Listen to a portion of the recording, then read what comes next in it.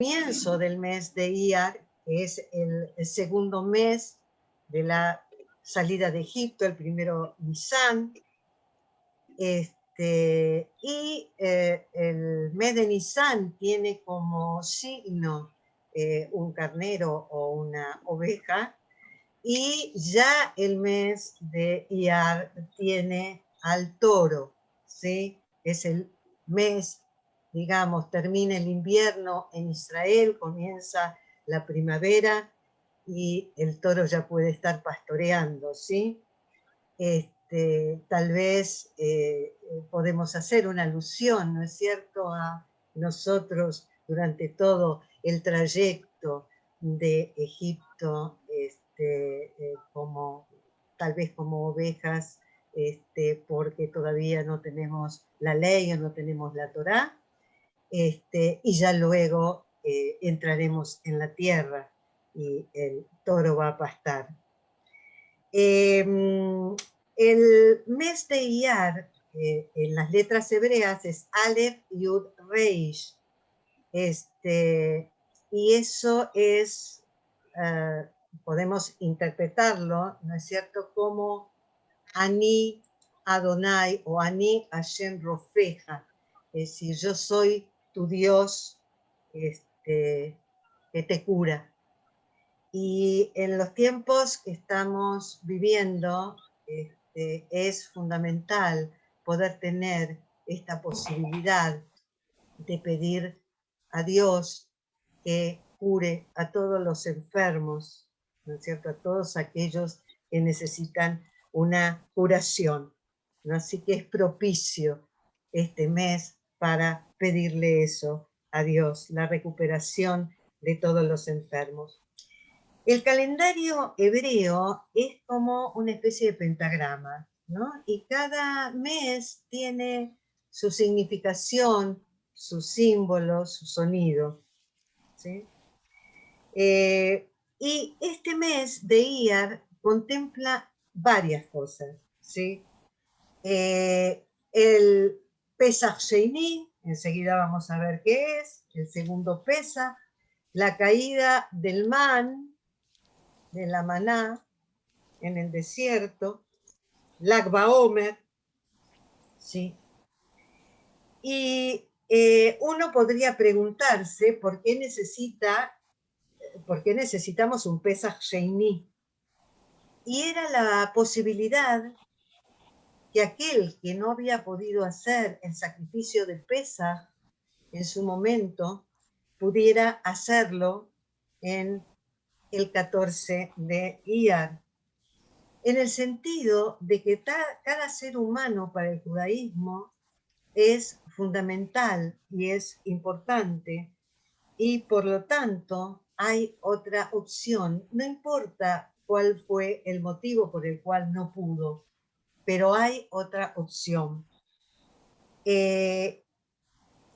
La maná que caía de acuerdo a las necesidades de cada uno, otra vez en la contemplación de en la posibilidad de que cada uno pudiera tomar de acuerdo a sus necesidades, ¿sí? Otra vez de acuerdo a cada uno en particular. Y tenemos Lag BaOmer, ¿sí? El 33 de Omer.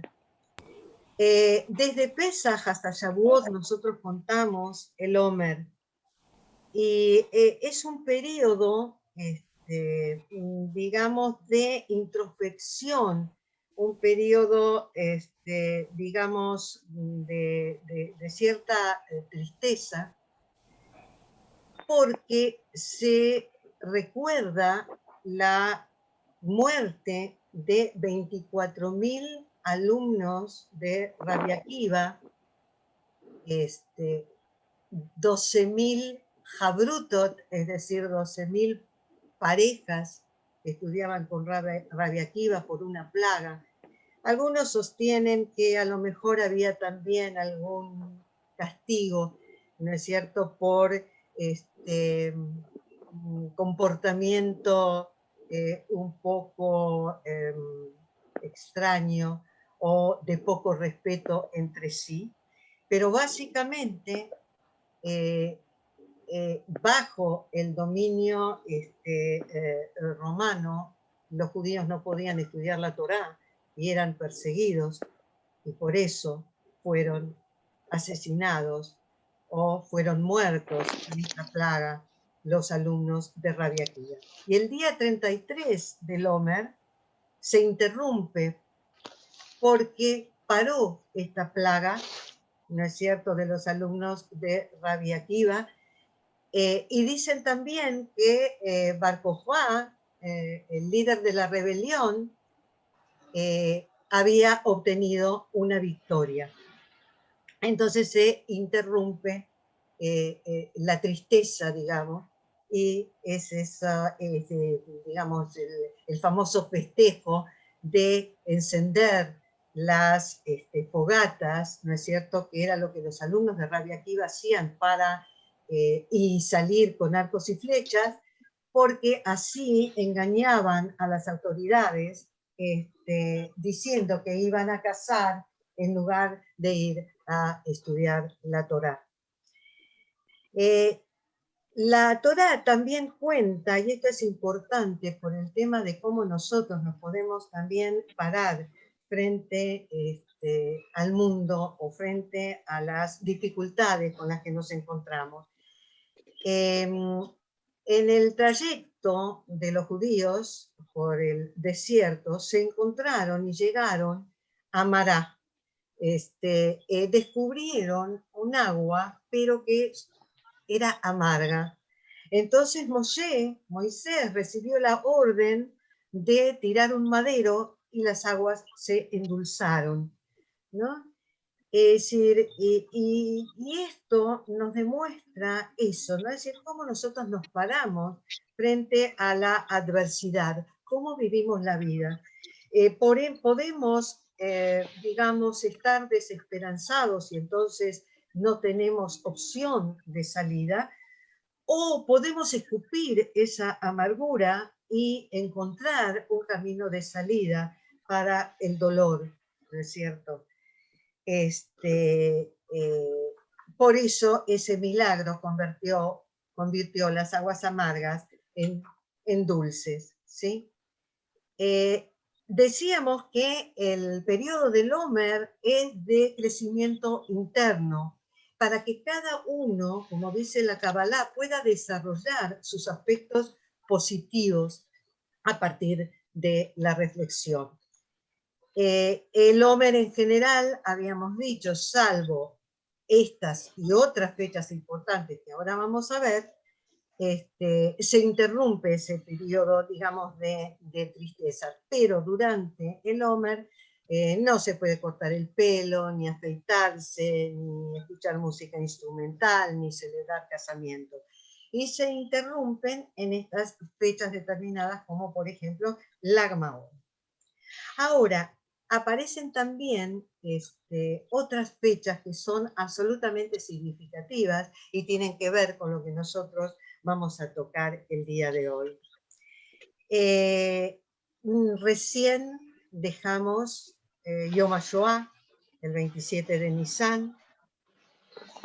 El miércoles es Yom HaZikaron, el recuerdo por todos los caídos en las guerras de Israel, que la Knesset fijó por ley en el año 1963, y es el día previo a Yom Ha'atzmaut, al día de la independencia de Israel, el 5 de Iyar, 14 de mayo de 1948, Lag Baomer, y cae también Yom Yerushalayim.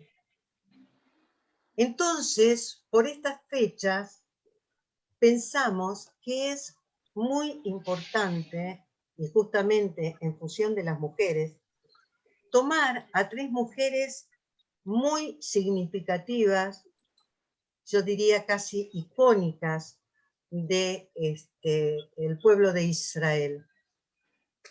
En principio, no es lo que yo decía. A ver, todavía hay alguien con el micrófono que está encendido y se escucha algún ruido.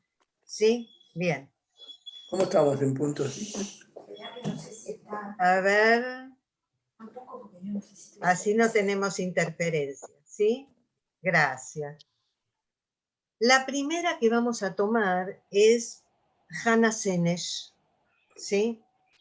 Hannah Senesh nace en Budapest el 17 de julio de 1921 y muere el 7 de noviembre de 1944. Y es una integrante de la resistencia judía contra el nazismo durante la Segunda Guerra Mundial. Fue una de los 37 judíos que bajo el mandato británico en Palestina vivieron y fueron entrenados por el ejército británico para lanzarse en paracaídas sobre Yugoslavia para salvar a los judíos de Hungría, quienes estaban a punto de ser deportados porque ya había invadido la fuerza nazi e iban a ser deportados a Auschwitz. Hannah es detenida en la frontera húngara, llevada a prisión y torturada, pero se negó a dar detalles de su misión. Fue finalmente sometida a juicio y ejecutada por fusilamiento. Y se la considera una heroína nacional en Israel. Muchas calles llevan su nombre, cuarteles generales del movimiento juvenil sionista Israel Hatzeirá y un kibutz fueron nombrados en su honor. Y además escribió poesía. Nació en el seno de una familia judía en Hungría. Su padre, Bela Senesh, era un periodista y dramaturgo que falleció cuando Hannah tenía 6 años. Ella siguió viviendo con su madre, Catherine, y con su hermano, Georgi. Asistió, y esto es raro, porque asistió a una escuela privada protestante para niñas que aceptaba alumnas católicas y judías. Sin embargo, los judíos tenían que pagar el doble de arancel mensual justamente por ser judíos. Y este hecho, ¿sí?, junto a la precaria situación de todos los judíos de Hungría, la llevó a adoptar profundamente el judaísmo. Y muy tempranamente se había convertido en sionista, se unió al movimiento macabeo, movimiento juvenil, sionista húngaro, y decidió emigrar a Israel. Ella se graduó en 1939 y se va bajo el dominio del mandato británico en Palestina a estudiar a la Escuela de Agriculturas para Mujeres en Nahalal. En 1941 se une al kibutz Sdot Yam y más tarde a la Haganá, que era un grupo paramilitar, ¿sí?, que fue una de las bases, ¿no es cierto?, para la fundación del ejército israelí. En 1943 se enlistó en la Women's Auxiliary Air Force del ejército británico como piloto femenino y comienza su entrenamiento como paracaidista militar para la Dirección de Operaciones Especiales británica. En marzo del 44, ella y 2 colegas hombres, Joel Palgi y Peretz Goldstein, se lanzaron en paracaídas sobre Yugoslavia y se unieron a un grupo de partisanos. Pero después de aterrizar, descubrieron que los alemanes ya habían ocupado Hungría. Entonces, los hombres, los 2 compañeros, decidieron abortar esa misión porque la consideraron muy peligrosa. Pero Hannah siguió y llegó hasta la frontera con Hungría, donde es arrestada, ¿no es cierto? le encuentran el transmisor, ¿no es cierto?, que tenía ella para comunicarse, tanto con partizantes como sus compañeros, y por eso la torturan, porque quieren descubrir dónde están esos compañeros. Ella, a pesar de la tortura, dijimos antes, se niega a dar cualquier información, incluso hasta cuando llevan a su madre amenazándola de la tortura. Estando en la cárcel, Hannah usa un espejo para comunicarse a través de la luz de la ventana con los otros presos, ¿sí? Digamos que cantaba para darse ánimo, y que a pesar de la cultura, ella mantuvo en alto su espíritu y siguió absolutamente fiel a su misión. Es enjuiciada por traición en octubre del 44, y hay una postergación porque Hannah en ese momento no tenía abogado defensor, pero finalmente es acusada y ejecutada. Ella llevó un diario hasta el último día de su vida, el 7 de noviembre del 44. Y en él escribe: en el mes de julio tendré 23 años. Tuve un papel en el juego. Los dados han rodado y he perdido. Y otra que dice: amé la cálida luz solar. El diario de Hannah fue publicado en hebreo en el 40, y sus restos, que estaban enterrados en Hungría, fueron llevados a Israel en el año 50 y enterrados en el cementerio del Monte Herzl en Jerusalén, y después fueron trasladados al kibutz de Sdot Yam. Hubo un personaje judío, un abogado judío, Rudolf Kastner, que fue enjuiciado en Israel por colaborar con los nazis, y la mamá de Hannah, Catherine, atestiguó en ese juicio, porque él fue quien le dijo que no debía buscar un abogado para defender a Hannah. Y entonces relató una conversación que había tenido con él, donde él le había dicho esto. Entonces, Catherine, la mamá de Hannah, dice en el juicio: tal vez no hubieras podido salvar a mi hija, pero ni siquiera lo intentaste. Es muy difícil para mí saber que no se hizo nada. Después de la guerra, la mamá y el hermano también se fueron a vivir a Israel bajo mandato británico, y ella llevó consigo material que Hannah había escrito. Ella había escrito hasta un diario teniendo 6 años. Se llevó a Israel y lo guardó en su casa de Haifa. Y después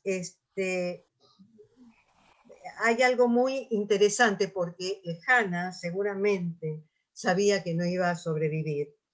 Entonces, su objetivo, que era ayudar a los otros pilotos, ¿no es cierto?, que estaban detrás de las líneas enemigas, y llevarlos a un lugar seguro, escondió en su vestido un último poema y una carta para su madre, que también fue encontrada después.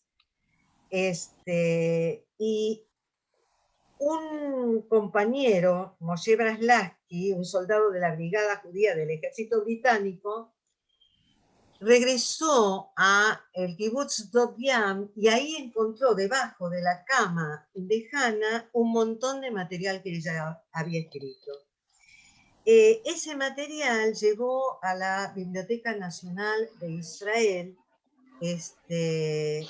y ahora, digamos, todos podemos encontrar ese material en la biblioteca, pero la casa de Hannah en el kibutz se refaccionó y va a funcionar como el museo de Hannah Senesh, con cartas, fotografías, documentos personales, la transcripción del juicio, su maleta, su máquina de escribir, y una cámara fotográfica.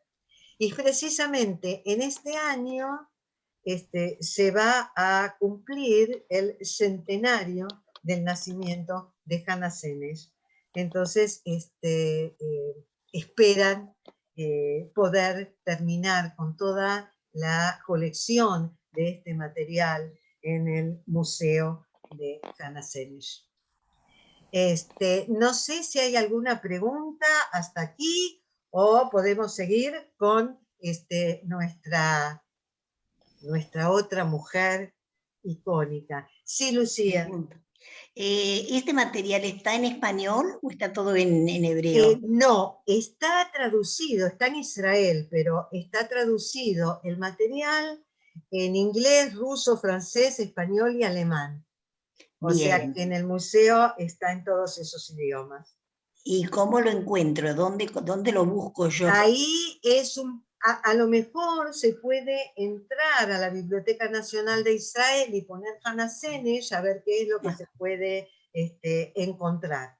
¿No es cierto? Perfecto. Muchísimas gracias. Al contrario. Vamos ahora a otra personalidad avasallante. Y sí, Miriam, dime. Yo quería saber si la poesía se tiene posibilidad de leer, de oír. Hay una que vamos a escuchar cuando terminemos nuestro encuentro. Ótimo.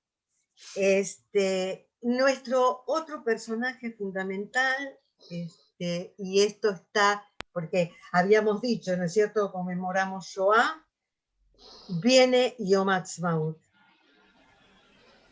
Y no podemos dejar de hablar de Golda Meir, Meyerson. Nació en Ucrania, en Kiev, en 1898 y muere en Jerusalén, en 1978. Fue obviamente la primera ministra mujer de Israel y tercera en el mundo en asumir este cargo. Por ahí muchos saben que a lo mejor también la llamaban la Yiddish Mame del pueblo, pero su política intransigente y su estilo de liderazgo le valió el apodo, antes que a la Thatcher, de la Dama de Hierro. ¿Sí?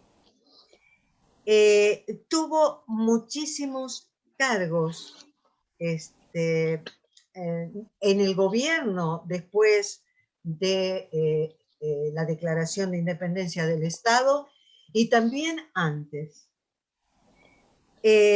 Golda fue la séptima de 8 hijos de los Mabovich, una familia judía tradicionalista, no religiosa, de condición muy humilde, de Kiev, que era en ese momento Ucrania parte del Imperio Ruso.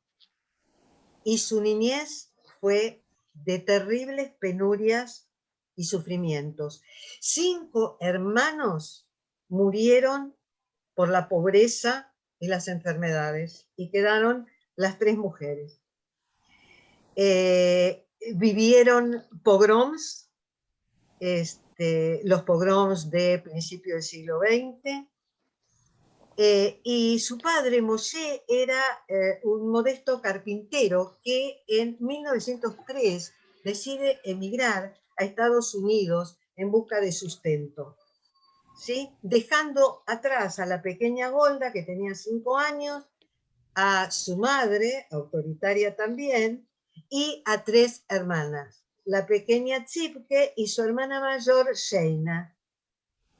Golda admiraba profundamente a Sheina, sí, y ella enseguida, Sheina, se metió en el movimiento sionista socialista, atacado muchísimo en ese momento por las fuerzas zaristas. En una manifestación en contra de los pogroms, en ese momento, Golda, que tenía solo 5 años, quiso participar de la manifestación. Por supuesto que no se lo permitieron. Yo decía que sufrieron muchísimas penurias, y diría años más tarde, Golda, que ella siempre sentía demasiado frío por fuera y demasiado vacío por dentro. En 1906, la madre decide reunirse con el padre y todos emigran a Milwaukee, en Wisconsin. ¿Sí?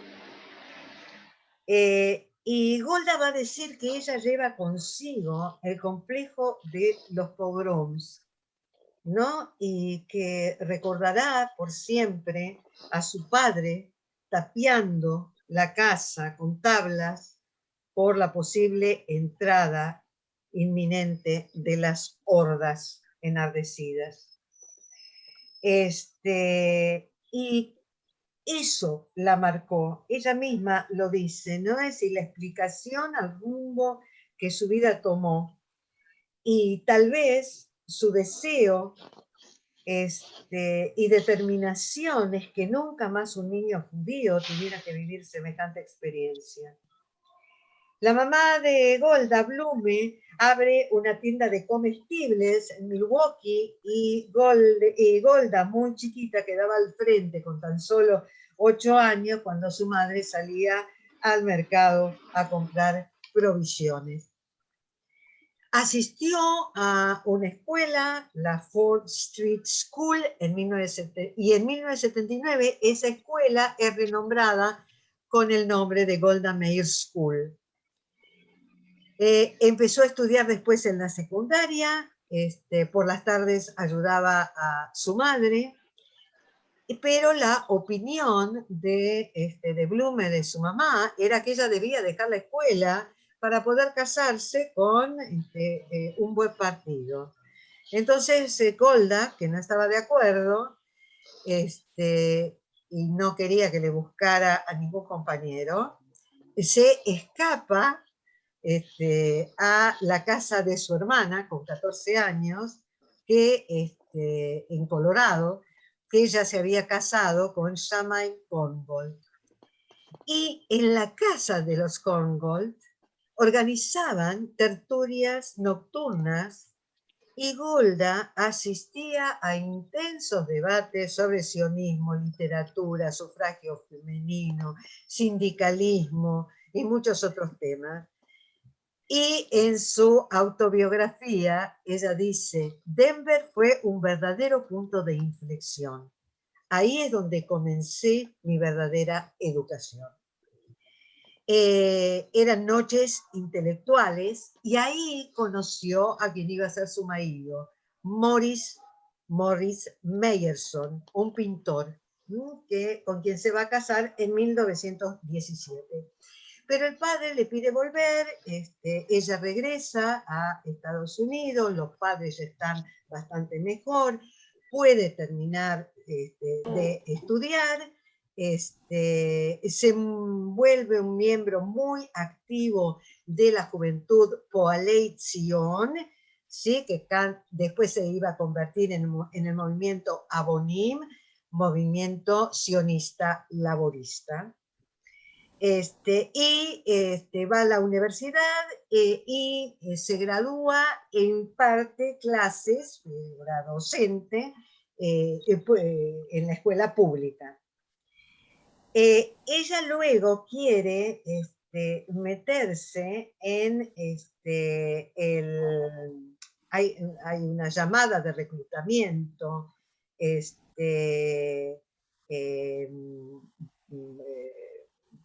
de reclutamiento judío, y ella quiere meterse ahí, pero bueno, con gran dolor las mujeres no eran aceptadas. Pero en 1915 ella se afilia al movimiento juvenil sionista, a Coalición, y ya hay encuentros con prominentes dirigentes sionistas como David Ben-Gurión e Isaac Ben-Tzvi. Estando en Estados Unidos, es elegida representante de su ciudad ante el Congreso Judío Estadounidense, y en 1917 emprende una campaña de reclutamiento. Ahí es donde es rechazada de la Legión Judía, ¿no es cierto? Ella se casa en 1917 y su idea era hacer aliyá enseguida y establecerse en Israel. Que ella y Morris querían casarse solo por civil. Golda, por supuesto, los obligó a casarse por casamiento bajo jupá. Entonces Golda, como condición, dice: muy bien, pero yo después hago aliyá. Eso se vio en principio interrumpido porque estalló la Primera Guerra Mundial y los viajes no podían hacerse. Así que ella llega a Israel en 1921, bajo el mandato británico, junto con Sheine, la hermana mayor, y toda su familia, y luego los padres siguen sus pasos y también se van a Israel. En principio, ella quería ir al kibutz, entonces primero alquilan una casa en Tel Aviv, pero piden la entrada, incorporarse al kibutz Merjaviá. Y en el kibutz, viste, no estaban muy seguros, porque decían: no, estos me parece que son demasiado intelectuales para venir al kibutz. Pero ella no se amilanó, siguió insistiendo, y entraron al kibutz, trabajando, por supuesto, en los trabajos de todo kibutz, plantando árboles, recolectando almendras, criando pollos, trabajando en la cocina. Pero Morris no soportaba la vida del kibutz. Y acá ya empieza, en aquella época, el comienzo de la desarmonía conyugal con Morris. Aun cuando el kibutz la había elegido ya como representante en la Histadrut. Morris le gana por cansancio, se mudan otra vez a Tel Aviv y luego a Jerusalén, y consiguen puestos de trabajo los dos en la constructora Solel Uboné, que construía las carreteras y demás. Y ahí tiene a sus hijos, Menachem y Sara, pero otra vez cae en la pobreza, y ella lavaba la ropa de todos los niños del jardín donde iba su hijo mayor. Y reconoce esa época como la más miserable también de su vida. Llega al cargo de directora de Moetzet, de la comisión o del Consejo de Mujeres de la Histadrut, y ya entiende que es irreversible la ruptura conyugal, y se separa y vive en un pequeño departamento en Tel Aviv, que durante bastante tiempo la obligó a dormir en el sofá de la sala. Y ellos se fueron distanciando, pero nunca se divorciaron, ¿no? Y asiste con mucha pena a la muerte de su marido por un ataque al corazón en 1951. Entre el 32 y el 34 le piden que vaya a recaudar fondos para la causa sionista a Estados Unidos, y ella lleva a su hija Sara, que en ese momento, para tratar, sufría una grave insuficiencia renal.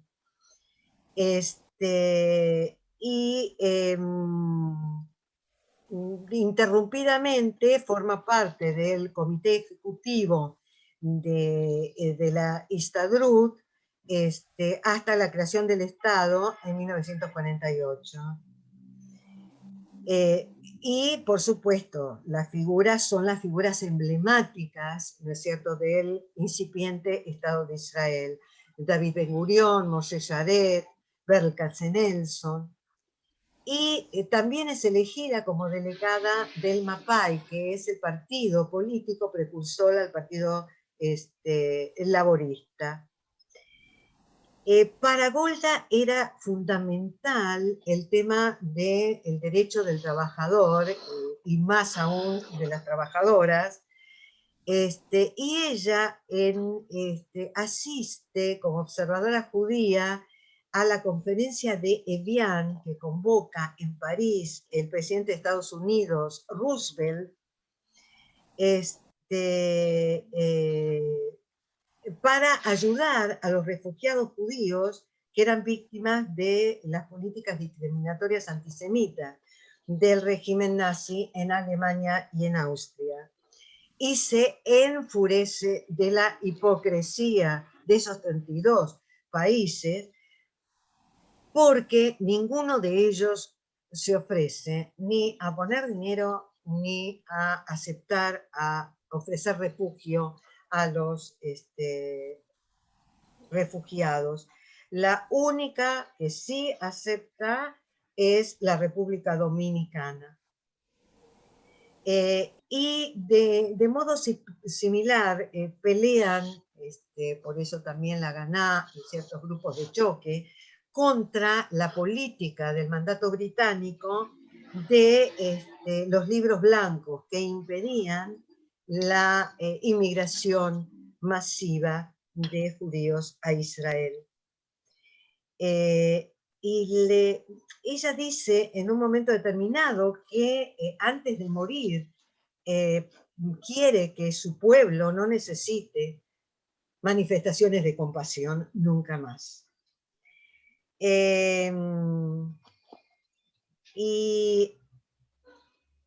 Y respecto a los británicos y al ministro de Relaciones Exteriores, dice, ¿no?, que los responsables de la política inglesa no van a perdonar nunca a Israel habernos convertido en nación sin su expreso consentimiento, ¿no es cierto? Después de la guerra se declara en huelga de hambre para protestar contra los centros de detención británicos que muchos había en Chipre, y siguen peleando muchísimo contra, es decir, pelean al mismo tiempo, como decía Ben Gurión, contra las fuerzas del mandato británico, pero por el otro lado, en unión a los ingleses contra los nazis en Europa.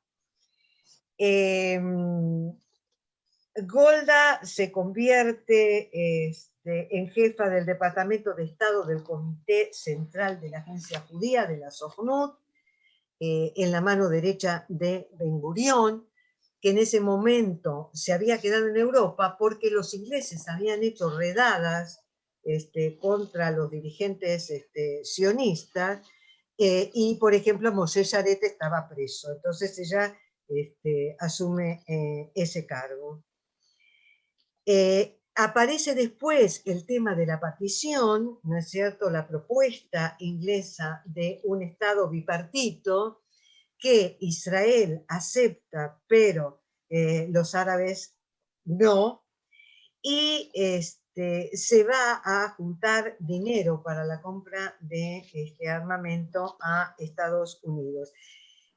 Los propios sionistas decían que no iban a conseguir más de 7, 8 millones de dólares. Y Golda viene con 50 millones de dólares. ¿Sí? Ben Gurión dice de Golda, la mujer judía dice que consiguió el dinero que hizo posible la creación del Estado. Y en ese momento, porque ya veían que era inminente que los países árabes iban a hacer guerra ante la declaración de la ONU del Estado de Israel. Entonces ella se va disfrazada de árabe a Amán para encontrarse con el rey Abdullah de Jordania para que se abstenga de intervenir en la contienda. Él es muy evasivo y le dice que tenga paciencia. Y Golda en ese momento le dice: Majestad, nuestro pueblo ha estado esperando por 2000 años. ¿Podría usted llamar a eso prisa? ¿Sí?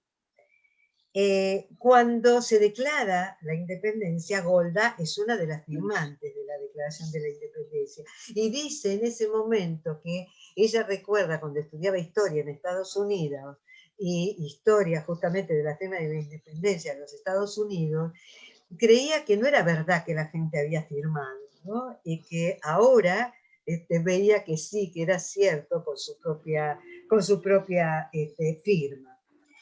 Luego asume la embajada en Moscú, es decir, la embajada de Israel en Moscú, y empieza esa lucha de Shlach Na'et Ami, deja salir a mi pueblo. Pero Rusia en ese momento le interesaba el vínculo con Israel para tener una pata, ¿no es cierto?, en Israel.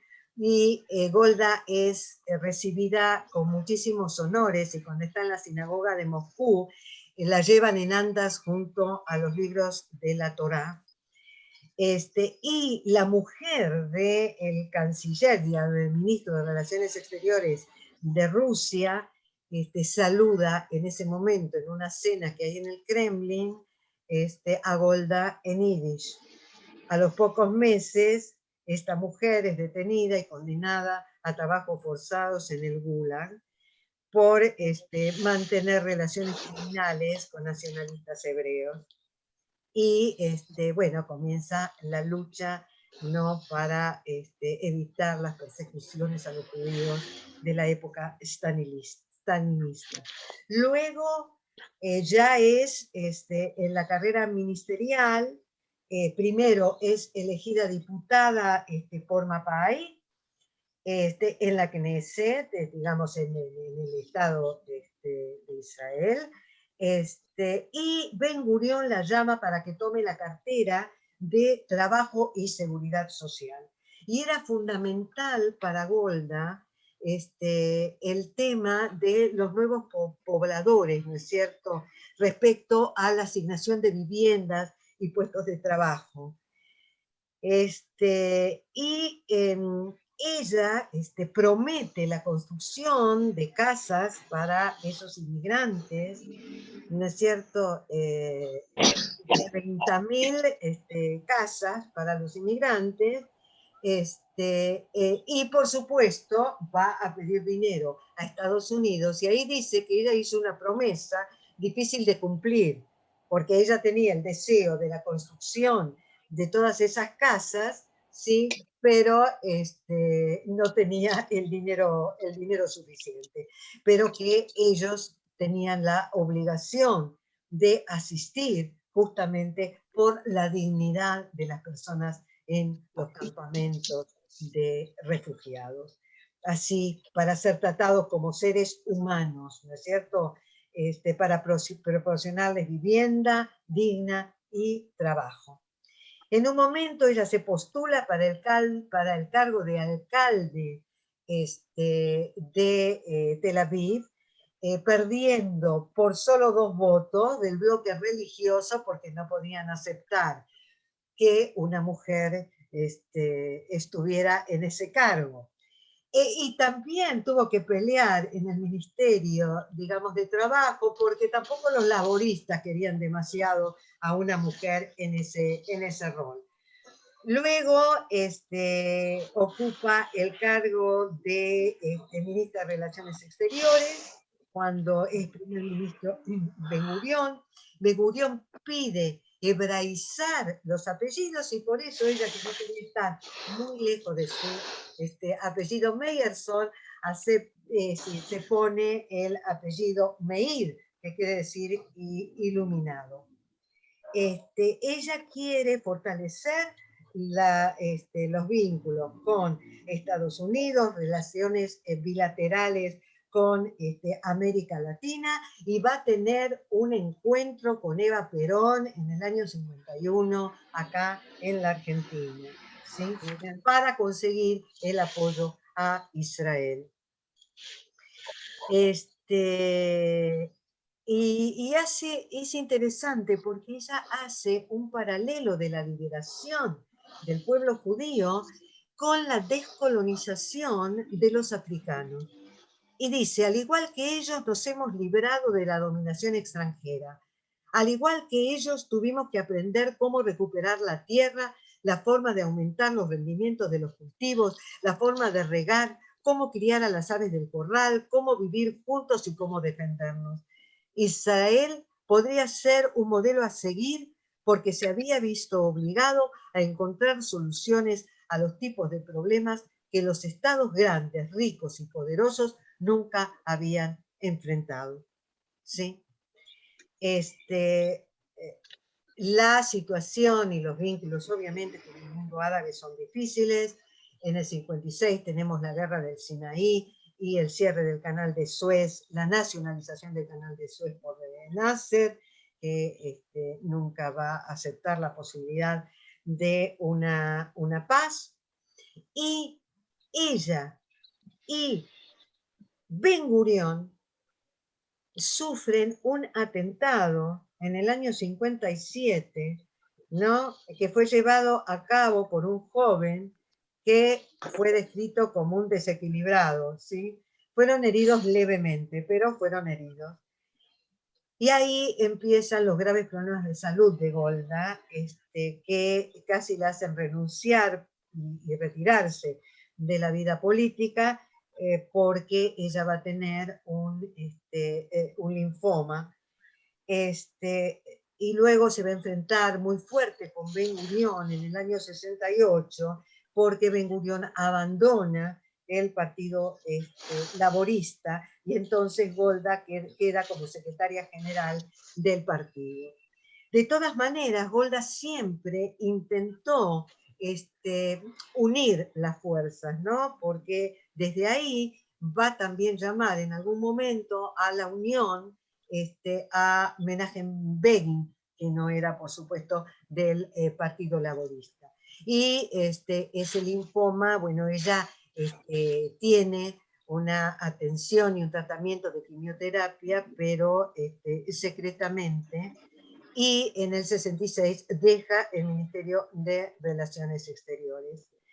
En el 69, cuando muere Levi Eshkol, proponen a Golda que sea la primer ministro, pero como candidato de compromiso, ¿sí?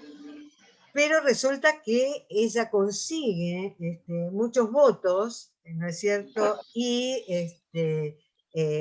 la idea de seguir con la coalición del gobierno, junto con agrupaciones de derecha, y también en la lucha por hablar de paz con los vecinos en cualquier momento y en todos los aspectos. Saben que, bueno, una parte de eso tiene que ver con la visita luego de Anwar el Sadat para la firma de la paz con Egipto. Y Sadat dice que la cercanía, porque ella igual seguía participando, de Golda era para él fundamental. Se vinculaba muchísimo mejor con Golda que con cualquier otro. Pero tuvo unos puntos de inflexión y una crítica terrible con unos hechos bastante dolorosos. Los voy a nombrar nada más, ¿sí? Porque si no se nos va a acabar el tiempo y quiero conversar, y me falta Doris Beinisch, que fueron los Juegos Olímpicos de Múnich, porque ella se puso muy fuerte en contra de negociar con los secuestradores. el secuestro del avión Sabena, ¿no? Que ahí en la liberación participaron 2 jóvenes militares que después fueron primeros ministros, Ehud Barak y Netanyahu. La masacre del Ejército Rojo en el Aeropuerto Internacional de Ben Gurión, y justamente los Juegos Olímpicos. Después hubo una represalia y terminaron matando a todos los que participaron en ese secuestro y muerte de los deportistas en Múnich, en un operativo que se llamó Cólera de Dios. Pero el punto más duro de Golda fue la guerra de Yom Kippur, ¿no? Es decir, en la guerra de Yom Kippur no quisieron aceptar la posibilidad de que hubiera una guerra. El general de defensa era Moshe Dayan, le dijeron que era inminente el ataque. Había ahí un problema con Estados Unidos y el tema del armamento. Kissinger estaba ahí como canciller, porque decía Golda que si Israel atacaba antes, entonces no iba a obtener esos recursos, cosa que Kissinger dijo que ella tenía razón, pero eso dejó muy sin refuerzo al ejército, y la sociedad israelí criticó muchísimo a Golda, a punto tal de que finalmente Golda renuncia. A pesar de haber ganado, renuncia en realidad, dice ella, por decisión del pueblo, porque incluso en la guerra de Yom Kippur llegaron hasta 100 kilómetros del Cairo y 40 kilómetros de Damasco, ¿sí? Pero dejó en la sociedad israelí una crítica muy, muy grande, y digamos, culparon a Golda de ese terrible error. Después hubo un informe de la Comisión Agranat que dejó sin cargo, digamos, a los culpables, solo, digamos, al jefe del ejército, pero el pueblo nunca aceptó, digamos, esta comisión como válida, ¿no es cierto? Y ella luego se va a vivir, cuando deja su trabajo y ya está bastante avanzada su enfermedad, al kibutz Revivim con su hija, con Sara, donde pasó sus últimos años. El cáncer la doblegó y el 7 de diciembre de 1978 ingresa en Hadassah, muriendo al día siguiente, y por supuesto sepultada en el Panteón de los Grandes de la Patria en el Monte Herzl en Jerusalén. Por supuesto que hay películas de Golda, hay series de televisión de Golda. Algunos dicen no fue profeta en su tierra porque en realidad el mundo considera a Golda como precursora de la lucha femenina, por todos esos objetivos y toda esa lucha. Y algunos hasta hay alguna comparación y un libro escrito por una Javerat Kibutz que hizo Alián en 48, diciendo que ella era amiga de Eva, porque Eva logró con el primer embajador argentino, Mangel, en Israel, que en la década del 50 mandaran provisiones y demás a Israel y terminaran reconociendo al Estado. Y algunas frases de Golda es, por ejemplo, el hecho de ser abuela me da la certeza de que la paz llegará algún día al Medio Oriente. Sé que también hay abuelas en Egipto, Jordania y Siria que quieren que sus nietos vivan. y vivan en paz. Y la paz llegará cuando los árabes amen más a sus hijos, más de lo que nos odian a nosotros. Y ¿por qué traigo también a Dorit Beinisch, contemporánea a este relato? Básicamente porque Dorit Beinisch es la primera mujer presidenta de la Corte Suprema de Israel. ¿Sí? Del 2006, entre el 2006 y el 2012 fue la primera presidenta de la Corte Suprema de Israel. Y básicamente voy a hablar de algunos puntos esenciales. Ella hace toda su carrera en Israel, primero como abogada, como asistente del abogado del pueblo, de la Procuración de Israel, hasta llegar a ser la defensora de Israel en derechos constitucionales, directora del Departamento de Derecho Constitucional y Administrativo en la oficina del fiscal del Estado, pero básicamente hay ideas centrales que la une a ella, tanto con Hannah Senesh como con Golda Meir. Ella adopta la lucha contra la corrupción del Estado, de la defensa de los derechos humanos y de aplicar las normas constitucionales y legales de la ley israelí e internacional y garantizar a las instituciones gubernamentales y cuidar estos valores con las fuerzas de seguridad, la policía, el legislativo y el ejecutivo. ¿Sí? Así que es muy importante y muy influyente en la conformación de la política del Estado de Israel con estos valores. ¿Sí? Ella condujo la investigación de la famosa masacre de Sabra y Shatila, donde fueron acusados el ejército de Israel, que estaba en ese momento en la invasión al Líbano y tenían el poder. Si bien la masacre fue ejecutada por los cristianos, ¿no es cierto? La acusación de Naciones Unidas era que Israel no impidió esa matanza teniendo ellos el poder, ¿sí?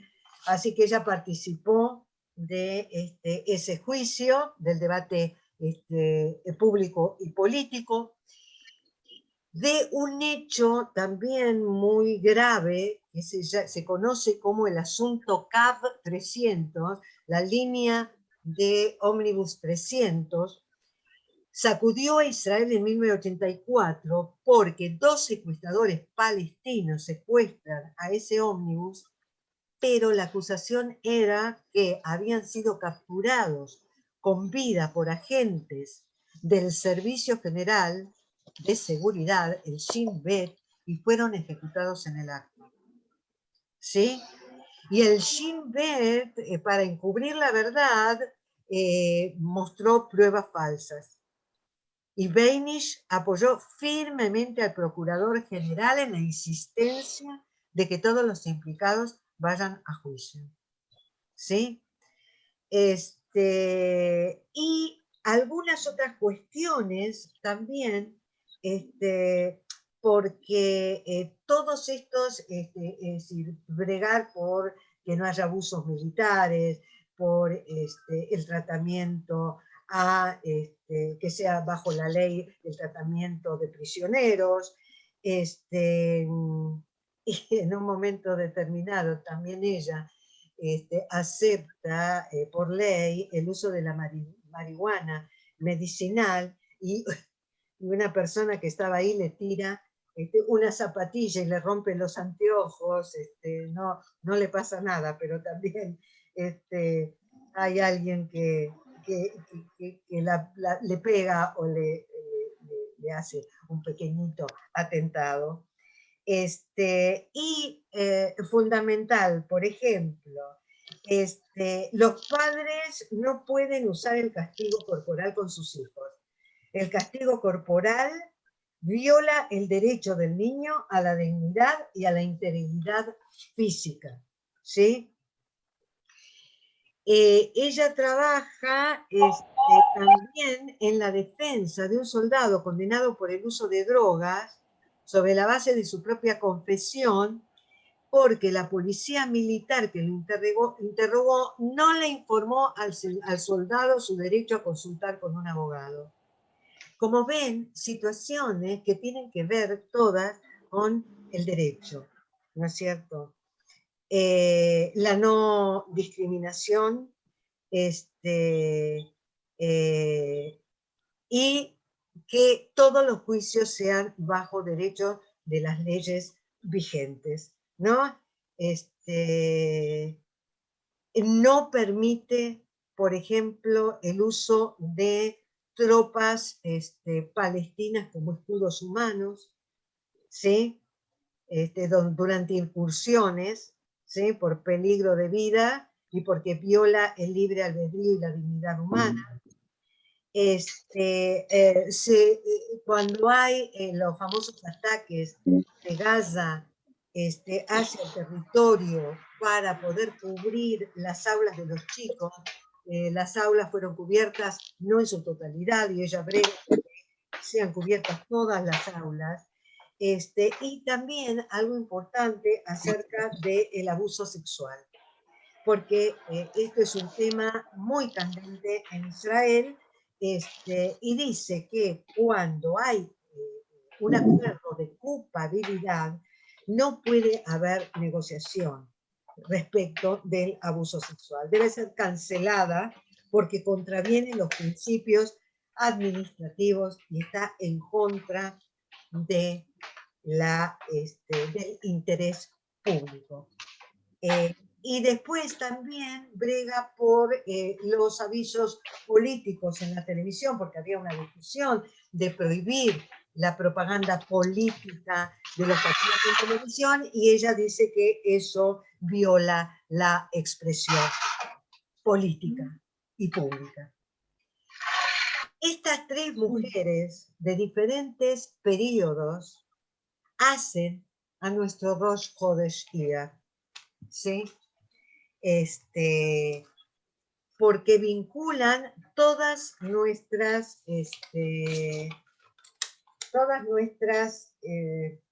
fechas conmemorativas que corresponden a Iyar, ¿sí? Bueno, era mucho para decir y para hablar, así que bueno, a ver si alguien quiere algo para aportar. Todavía tenemos unos 10 minutos y después escucharemos, al pedido de Miriam, la canción y el poema hermosísimo de Hannah Senesh. Si alguien quiere decir algo, si alguien quiere comentar, si alguien quiere preguntar, por favor, adelante.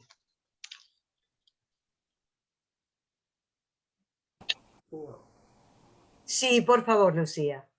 Y sí, bueno, para mí es sorprendente todo lo que estoy escuchando. De Golda sí tenía conocimiento porque ya era adulta cuando ella actuó y vino a la Argentina, y le seguí su carrera, pero de las otras dos personas no tenía ni siquiera idea de que habían formado parte, y que forman parte de la historia del pueblo judío, ¿no? Estoy encantada de estar enterándome, participando de estas charlas, que bueno, que uno desconocía. La imagen de la mujer siempre ha sido menospreciada en todas las culturas, y me alegro muchísimo que en este momento se le esté dando el lugar que corresponde en la historia de un pueblo que ha sufrido muchísimo. Yo soy alumna en este momento de Morian College, y bueno, el profesor Ubi, que nos estuvo dando la clase, Ubi Manor, nos estuvo dando la clase de historia, contó mucho de lo que usted ha hablado, especialmente de Golda, y bueno, estoy encantada de estar escuchándola a usted, de estas otras dos personas. La última persona que usted nombró, ¿vive todavía? Sí, porque Bien. nació en el 42. Dorit Ah, Bielski, bien. y tiene 2 hijas mujeres. Su marido también es Bien, abogado. bien. Muchísimas gracias. Gracias a ustedes y gracias, Lucía. Miriam. Yo justo iba a preguntar también si Dorit todavía está viva y activa en alguna cosa, ¿sabes? Yo pienso, ella ya no es en este momento, porque tiene que ver con elecciones y demás, presidenta de la Corte Suprema, pero sí, sigue activa en todo lo que es su profesión, ¿no? Sí. Fue nombrada también como honoris causa de filosofía de la Universidad Hebrea. Sí, Pnina, desmuteate, por favor. Muchas gracias por la reseña que nos transmitiste. A mí me impresionó la niñez y la adolescencia de Golda Meir. Cómo con esos datos que vos trajiste se entiende que haya terminado siendo primer ministro de Israel. A pesar que en el medio tiene que ir a lavar los platos, tiene que ir a lavar los baños, digamos, o la ropa como un auseret, ¿no? No importa. Me impresionó lo combativa desde los 5 años, como vos dijiste, que quería ir a la manifestación. Así, Qué maravilla, sí, me impactó eso. sí, francamente, es así. Y creo que tenés razón en eso que decís, que la muestra y la proyecta. Esa niñez y ese adolescente la proyecta a lo que realmente fue. Gracias, Nina. ¿Alguien más? Las dejé mudas, ¿eh? Hay una cosa, ¿puedo decir? Sí, por favor, Miriam. Mi hija hizo Aliyá hace 25 años, un poco más, y tiene 3 hijas. Y esa ley que Dorit Banish hizo de que los padres están prohibidos de castigar, hacer castigos físicos, yo lo viví una noche en la casa de mi hija, porque una de las chicas, hoy ellas tienen 13, 12 y 9, pero ya son algunos años, por lo menos unos 4 años atrás, una de las chicas no quería hacer alguna cosa que debería hacer, ayudar alguna cosa, y el papá la miró muy fuerte, así, realmente vas a tener que hacerlo. Y ella contestó, Dorit me dijo en la escuela que no podés poner la mano en ninguna de nosotras 3. Y fue tan fuerte eso, porque en la escuela lo enseñaron. Ay, O sea, Miriam. que realmente hay cosas ahí que en la práctica verdaderamente existe y los chicos lo aprenden como, y es interesante porque sabemos que en este mix de personas inmigrantes que vienen a Israel, hay personas con un nivel muy simples, muy simples, donde el papá o el abuelo a veces creen que pueden hacer lo que les parece bien y entonces tienen que enfrentar las leyes y los chicos saben sus derechos y fue una cosa muy fuerte e interesante. Muy interesante lo que traes, Miriam, de que los chicos saben, ¿no? ¿Cuál es la ley? Y justamente creo que las 3 mujeres pelearon por eso, por la dignidad del ser humano. Y eso me parece maravilloso. Y en estas fechas que tenemos que conmemorar y recordar, me parecía importante este pantallazo sobre las diferentes épocas y mujeres de Israel. Muy bueno, muy bueno. Miriam, con una contestación así, tu nieta promete ser primer ministro también. Claro, también. Exactamente. Bueno, ¿nadie más? Bueno, espero hayan disfrutado, porque un poco más allá de abrumadoras la charla, la intención es disfrutar y llevarse algo. El poema de Hannah es Elí, Elí, ¿sí? Y dice, mi Dios, que nunca se acabe la arena y el mar, el murmullo del agua, el brillo del cielo, la oración del hombre. Y busqué algo que me resultó sumamente interesante, porque el coro que van a escuchar es el coro Adash de Praga, y su director no solo que no es judío, sino que tuvo una educación familiar calvinista, estudió trompa, violín y es compositor, quiso ser pastor de la Iglesia Evangélica Metodista, se llama Thomas Novotny, nació en 1952, pero estudió Biblia y estudió hebreo y se junta con el material en hebreo de las canciones y el coro canta en ivrit y viajó muchas veces a Israel con el coro para presentarse en festivales en Israel. Así que me pareció sumamente interesante para terminar con este coro de mujeres y este tema. Vamos a ver si me va bien y escuchamos.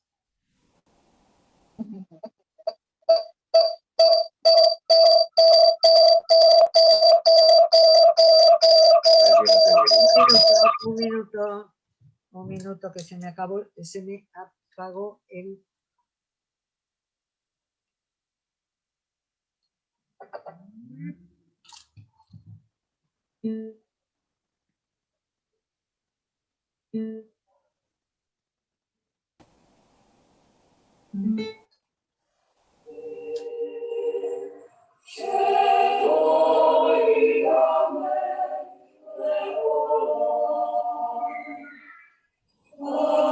Hola.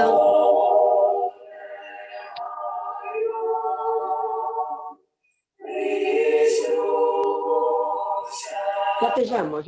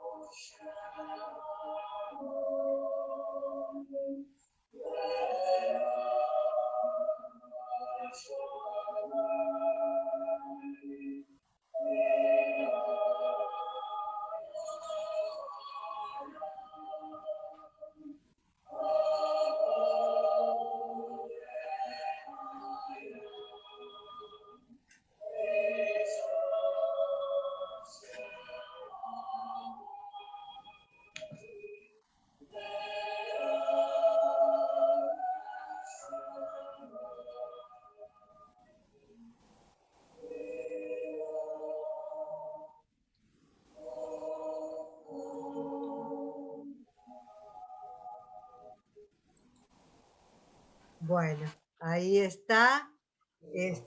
Me pareció muy interesante traer este coro, ¿no? Y vuelvo a agradecerles muchísimo haber compartido esta actividad. Muchas gracias. Muchas gracias. Gracias a vos, Alisa.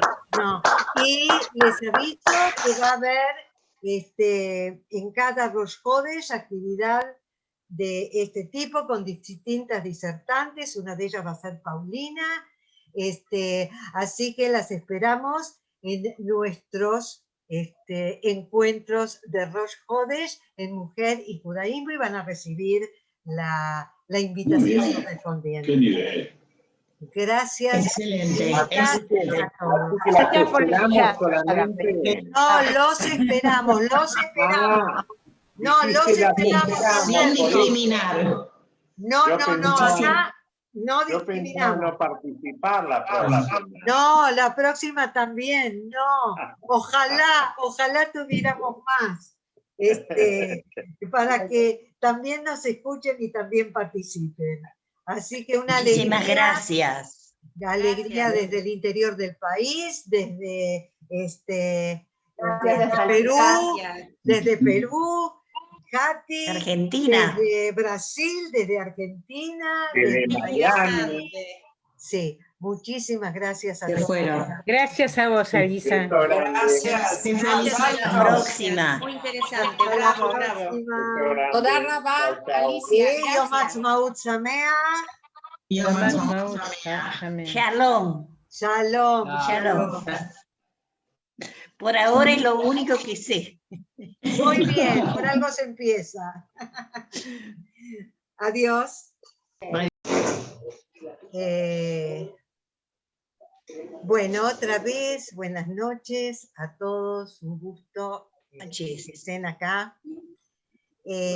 Nosotros vamos a hablar, bueno, Susi, no importa, ok.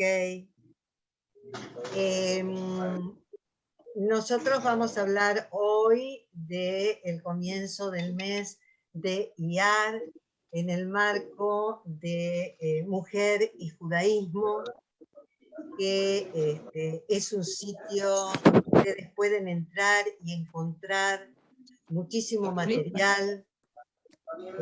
Nuestra directora es Ethel Barilka. En el sitio hay muchísimo material para realmente aprender acerca del judaísmo. Este es uno de los objetivos de Mujer y Judaísmo. Y además dar espacio, lugar a la voz de la mujer, por supuesto en contacto, y gracias que tenemos acá a un hombre para participar junto con nosotros. No se trata de la voz solo de la mujer, sino darle la voz a la mujer judía, pero compartir con nuestros compañeros hombres también. Yo voy a pedir, para que no haya superposición, que apaguen los micrófonos, ¿sí? Mientras va la charla.